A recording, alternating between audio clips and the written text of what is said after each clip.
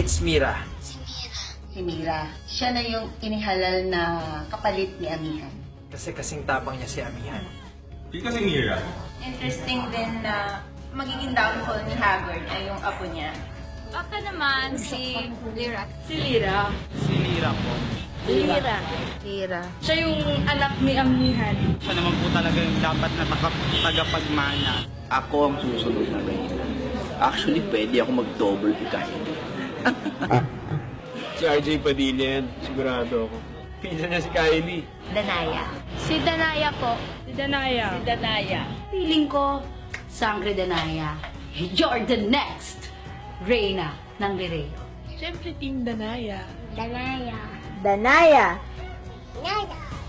Sangre Danaya. I think Danaya because she's my sister.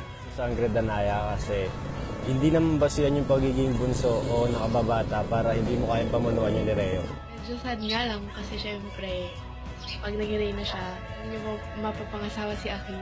Very strong, pero at the same time, mapuso siya talaga. At saka yung meron siyang paninindigan, which is I think yun ang pinaka-importante sa isang Reyna. I think it's gonna be Alena. Bagay na bagay kay Alena. Si Elena. Sangre Alena. Si Sangre Alena. Because she's willing to sacrifice herself for others. Kasi mabait, mapagmahal. Si Perina. Sa simula pa lang, gusto na niya. So, bigyan na natin. Para makabawi siya sa mga kasalanan niya dati. Sana sila ka nang maging hari ng Lireo. Kung may chance lang, baka lang naman.